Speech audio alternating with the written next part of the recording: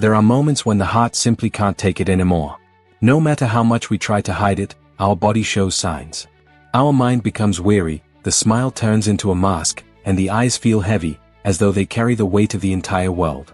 Sometimes, you wake up feeling like you won't be able to get through another day.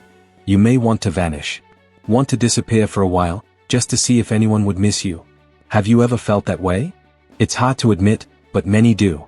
And they carry this burden in silence, as if it were a weakness to feel pain. As if it were a sin to say things are tough. But even the giants fall. Even the strong crumble. And that's why I want to take you to one of the most human and profound scenes in the Bible. The day when Elijah, the prophet of fire, the one who confronted kings and false gods, the one who made it rain after years of drought, asked for death. Yes, this man of God, this hero of faith, reached his limit. And he said, "Lord, enough. Take my life, for I am no better than my ancestors." He no longer wanted to fight. He could no longer see the point. What does this teach us? That even those full of faith get tired. That even those who walk with God can feel weak. Maybe you see yourself in Elijah today. Someone who has seen miracles. Someone who has experienced God. Someone who has been used, someone who has been strong, but now, they are exhausted. Maybe no one knows. Maybe you smile in front of others, but you cry when you're alone. Maybe you hear, "You are so strong," but inside you think, if only they knew how broken I am, and at this point, what God did is a lesson of love that needs to be heard by every weary heart. He didn't shout at Elijah. He didn't give a sermon. He didn't accuse. Do you know what he did? He sent an angel, with bread and water. God didn't provide immediate answers. He gave care. Before healing Elijah's soul, God cared for his body. He let him rest. He provided food. Because God understands our limitations. He knows when the soul is sick. And He never abandons us in that place. Can you see what this means for your life? It means that maybe right now, all you need isn't a solution, a drastic change, or a spectacular miracle. Maybe all you need now is to rest. It's to eat. It's to cry. It's to breathe. And let God take care of you. Today, many are living like Elijah. Hiding in emotional caves. Isolating themselves. Losing pleasure in simple things. Thinking that life has lost its shine. Thinking there is no purpose left. But you were not created by accident. You didn't get this far by luck. God still has plans for you. Have you noticed that, even without strength, Elijah ate? Even without wanting to, he rested? Even without seeing tomorrow, he accepted being cared for? That is the first step. Elijah wanted to stop right there. But God lifted him up and made him walk for 40 days and 40 nights to the mountain of God, where he would hear the Lord's voice. Not in the fire. Not in the wind. Not in the earthquake. But in a gentle breeze. Maybe God is speaking to you now, in the gentle breeze of your soul. Do you know when a tear falls without you fully understanding why? When your heart tightens just from hearing words like these? That is God touching you. That is heaven saying, "I am still here." And you know what's the most powerful part of all this? After this episode, Elijah was not forgotten. God used him again. And more, Elijah didn't die. He was taken alive to heaven in a chariot of fire. The one who asked for death, received eternal life in glory. The one who thought their end had come was honored like few others have been. This shows us that our end is not the end that God has prepared for us. You may feel like you're at rock bottom. But God still has plans. You might have said, "That's it." But God still says, it's not over. So, in this moment, I invite you to stop trying so hard. Don't try to understand everything. Don't try to appear strong. Just breathe. Allow yourself to be cared for by God. Allow yourself to recognize that you are tired. And lay your burdens down. Because the promise still stands. Even when you're exhausted, even while you're crying, even when you have no strength. God still sees you. And He will not leave you in this place. You are not alone.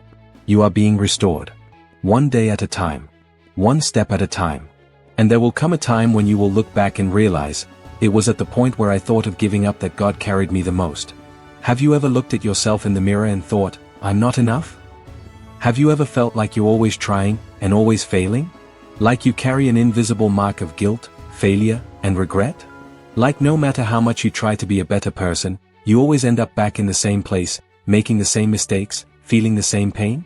Maybe you think that God doesn't want anything to do with you anymore. That you've gone too far. That you've made too many mistakes. that you've wasted too many chances. And now, all that's left is to live with the consequences, the weight of what you've done, the shame of what you've become.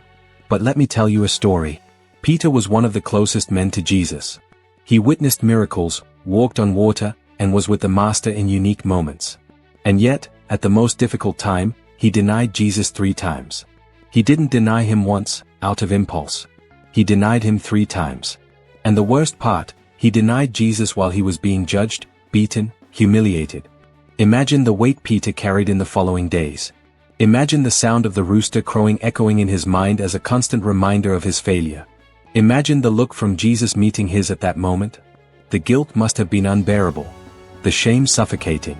The regret paralyzing. Now, think, how many times have you lived through this? How many times have you denied who you were, or who you wanted to be, just to please someone? How many times have you betrayed your own principles, given into weakness, made decisions that you can't forgive yourself for today? Maybe you lied. Maybe you betrayed someone. Maybe you abandoned something important. Maybe you sinned, and you think that excludes you from God's love. But do you know what Jesus did after the resurrection? He didn't appear first to kings. Not to the religious leaders. He went to Peter. And he called him by name. Not to accuse him. Not to expose him. But to restore him. Jesus asked him 3 times, "Do you love me?" And gave Peter 3 chances to respond. 3 chances to heal each of his denials. Do you know what this shows? That for every failure, God offers a new chance. He doesn't see you as the mistake you made. He sees you as the child who can return. As the heart that can still be healed. As the vessel that can be restored. But you need to stop seeing yourself only by your failures. So many people today are trapped in the past. They live as if they are in constant punishment. They accept less than they deserve. They shy away from healthy relationships because they think they are not worthy. They avoid opportunities because they believe they are not capable. They avoid God because they believe He no longer cares. But that's a lie. Do you know who else believed this lie? Judas. He made mistakes too. He betrayed Jesus. But unlike Peter, he didn't believe he could be forgiven. And this lack of faith in God's love led him to destruction. The difference between Peter and Judas wasn't the size of the mistake. It was how they responded to it. One ran towards the cross. The other ran away from love. How often do you do this? Running from the love that still wants to reach you? Today, you may be carrying the weight of your past. Perhaps no one knows what you're carrying. Maybe you smile on the outside, but inside, you punish yourself every day. Perhaps you think you can't come back. You think you can't try again. But God is still here. And He is calling you, by name. Do you love me? That's what He's asking now. And if your answer is sincere, even through tears, even with fear, even when you don't feel worthy, then know this, He is already restoring you. You no longer need to live condemned. You no longer need to punish yourself forever. Jesus has already carried that guilt for you. He has taken that pain. He has paid that price. Now is the time to live as someone free. And if you still think you don't deserve another chance, look around. See how many people have failed, and started again. See how many stories of overcoming exist because someone had the courage to try once more. The Bible itself is a book of new beginnings. And your story is still being written. So today, I want to give you a challenge. Over the next 7 days, when you wake up, declare aloud, "I am not my mistake. I am who God is restoring." Repeat this every day, even without feeling it, even through tears, even in silence. Declare it with faith, and watch how your mind begins to change, how the weight starts to lift, how your heart begins to believe again. Because heaven hasn't given up on you, and the forgiveness you've been seeking is already available. All you need to do is accept to be loved, truly, again, without reservations. Redemption starts there. Have you ever felt like everyone else is moving forward, except you? Have you looked around and thought, why is my life stuck while others are progressing? Have you ever felt forgotten by God, as if all the prayers you've made have just disappeared into thin air? Maybe you're living this right now. Maybe you see your friends getting married, building families, getting promoted. Meanwhile, you keep waiting, trying, praying, and nothing changes. It's like being trapped in an endless cycle of unfulfilled promises. You try to keep the faith. You try to convince yourself that it's all under control. But deep down, there are days when all you feel is frustration. And the question that echoes within you is, why is it always harder for me? If that question has crossed your mind, I want to tell you the story of a man who could have asked that same question every day of his life, Joseph. He had beautiful dreams when he was young. Dreams given by God. Dreams that pointed to a future of honor, leadership, and impact. But soon after, he was thrown into a pit by his own brothers. Sold as a slave. Humiliated. Falsely accused. Imprisoned for a crime he didn't commit. Forgotten by those who promised to help him. Years passed. And nothing made sense. Joseph did nothing to deserve this. He only tried to be faithful. But even so, life seemed to punish him at every turn. Time passed, and the fulfillment of the promise seemed further away. Have you ever experienced this? Have there been moments when everything seemed to get worse just when you were trying to do everything right? It is challenging to hold on to faith when everything around us screams that success is out of reach. It's hard to keep going when the results don't appear, when time moves on, and the only thing that grows is the pain. But do you know what Joseph's story teaches us? That God never forgets a single promise. At the exact moment, neither before nor after, Joseph was taken from prison and placed in the highest position in Egypt, second only to Pharaoh. In just one day, everything changed. What seemed lost became destiny. The pain turned into purpose. The forgotten became honored. And this teaches us a truth that could change your life. God's silence is not a sign of absence. It is a sign that He is preparing everything. While Joseph was in prison, God was moving pieces. He was aligning the timing. He was working behind the scenes. And He is doing the same for you. But for that to happen, you need to persevere. You need to decide, even with tears in your eyes, that you won't give up. That you'll keep believing, even when you don't understand. That you'll choose to trust, even when you can't see the way.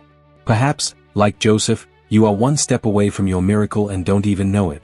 Perhaps tomorrow, a door will open. Perhaps next week, a twist of fate will occur. Maybe God has already released something over your life, and is just waiting for you to remain standing. And I know, staying put is painful. Waiting is exhausting. Watching others achieve what you've been praying for and haven't yet received is hurtful. It makes you want to isolate yourself. To stop trying. To accept the pain. But listen carefully, those who stop in the process never live the promise. Joseph didn't know that day in prison would be his last. But he chose to live as if he still believed. And that made all the difference. Can you do the same? I want to challenge you now. For the next 13 days, the same length of time that Joseph waited, take a few minutes every day to thank God for what hasn't yet arrived. Thank as though it has already happened. Praise as if the miracle is already at your door. Do this with faith. With consistency. With tears, if need be. But do it.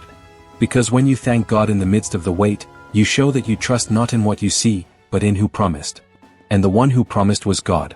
And God never fails. You might have been forgotten by people. You may have been overlooked by friends. You may have been ignored by life. But you have never been forgotten by God. He knows every tear you've shed in silence. Every prayer made through sobs. Every restless night. And He is working. So today, even without seeing it, decide to keep going. Because your breakthrough might be much closer than you think. And when it comes, and it will, you'll understand that it was all worth it. You were never forgotten. You are being prepared. And God will still surprise you. There is a silent pain that many people feel, but few ever talk about. The kind of pain that comes when you compare yourself to others. When you look at the life of your neighbor, your coworker, or that acquaintance on social media, and think, why isn't my life like that? It's a pain that eats away inside. Because it's not just jealousy, it's a sense of inadequacy. It's the thought that you're not good enough, that you're falling behind, that something is wrong with you. And slowly, you start to diminish yourself. You start to cancel yourself out. You start accepting a life that's only half-lived, because you believe you'll never reach the life others seem to be living. Maybe you've looked at someone who bought a house, while you're still struggling to pay the rent. Perhaps you've seen someone traveling with their family, while you're doing everything you can to keep yours together. Maybe you saw someone get a promotion, while you haven't even been noticed. Or you might have seen a picture of a smiling couple, and it reminded you that you've been alone for years. And without realizing it, your worth began to be measured against someone else's yardstick. You stopped seeing yourself through God's eyes, and started seeing yourself through the eyes of comparison.